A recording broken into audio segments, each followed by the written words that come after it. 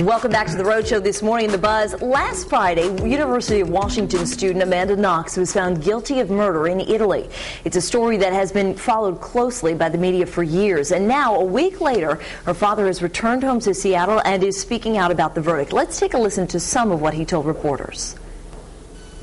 It's not right. I mean, they made a mistake, a huge mistake. To be in a system where you have reasonable doubt, I'm just sitting there going, you based this on what? There was no blood on the knife whatsoever. It was tested negative.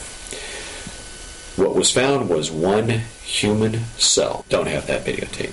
Sorry, doesn't exist. Why do you think she was found guilty? My personal opinion is the huge media exposure.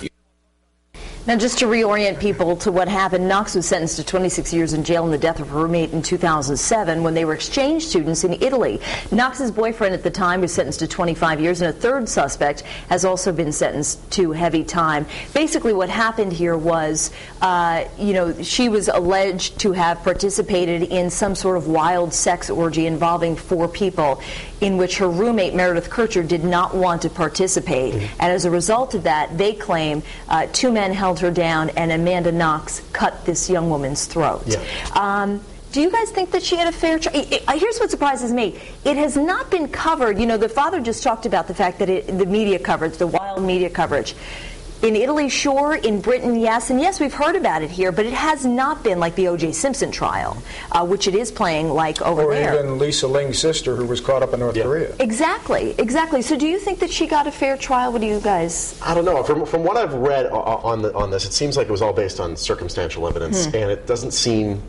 At least for me, it doesn't seem as though there's anything really linking her to there. And was she found in front of the apartment the day after? She was. What happened was she claims that she came home after spending the night at her boyfriend Rafael Sollecito's house. She came home back to the cottage that she was sharing with 3 other girls, one of which was Meredith Curt. She took a shower. She noticed. It seemed like someone had gotten in. She took a shower. She notices blood, and so she tried to get a hold of her roommates. Couldn't. Called the police. And so she's the one who called the police. She is the one who called the police, and the police came in, but she was the first one in the house. Sure. The police come in, and Meredith Curt is in her room, which is locked, and a foot is sticking out from underneath her comforter. There's a fair trial here, and then there's a fair trial in Italy. They're 2 completely different things. And they really are. I mean, the whole process of the way that the judicial system works in other countries, I think a lot of Americans go over and they think, well, I'm an American, I can do it my way. You got to play by the rules for whichever country is hosting you. Well, you certainly know that if you go to Singapore and you chew gum, you're going to get lashed. Right, exactly, yeah.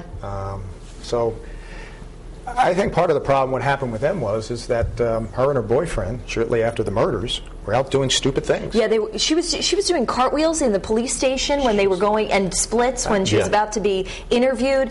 She was kind of cuddling with her boyfriend around the crime scene the next day. The other thing that was very weird is that if I'm, correct me if I'm wrong on this, because you've been following this extremely closely, and I haven't been, but didn't they give the jury the summer off? Yeah, there's an entire year of not a year, but there's a long amount of time that for the just doesn't seem sense to me to give them the opportunity to read all of the newspaper articles and watch the television that may or may not, I don't know, I wasn't there, influence their decision. I want to bring Courtney Caligari into this in just a moment, but basically what I believe happened after looking at all of this is that here you have Amanda Knox, who is very outspoken about using drugs and about having sex with someone on a train and about all these different things, and Rafael Sollecito, who was a knife collector. And so the police look and they figure, okay, here's what we've got. We've got a love triangle, and it's done. And then Rudy Gaudet, who ended up being involved in this, looked like he was involved, and so then they had to backpedal. Just real quickly, I'm getting a rap sign. But there was no physical evidence. There was no physical evidence. If you're going to slit somebody's throat, trust me, you're going to have blood on it. Courtney Caligari, I want to bring you into this. I know that people are commenting on our live blog. I think we're really going to have to wait and see what happens on appeal for Amanda Knox. Which could take years. Foxy Knoxy, as she's known. Yeah, that's what the internet and the newspapers have tagged her. They're looking for more facts, more information, because here in the In the U.S., we haven't been following this as closely as they have in Britain and Italy. But here's a look at what some of the bloggers have said on FoxProvidence.com. Smokey Wolf says, I feel that she did have something to do with it, but I don't know all the facts. And Lisa says she probably had something to do with it, but I'm not sure how much. I mean, there were others involved. And she also said, it's too bad they don't do things there like they do here. You know, they need more evidence. Here's our poll on FoxProvidence.com. What do you think of the verdict that Amanda Knox is guilty of murder? Your choices are A, I support the verdict and the sentence, or B, I think Amanda Knox is innocent. We also have a really long story on our website as well if you do want to catch up and see if you can gather all the info here. And here's what a Facebook looks like right now. We've got about 3 comments, and Crystal Cassidy says, I think she is guilty and belongs in prison. You can't go to another country, commit a crime, and expect to get away with it just because you don't belong there.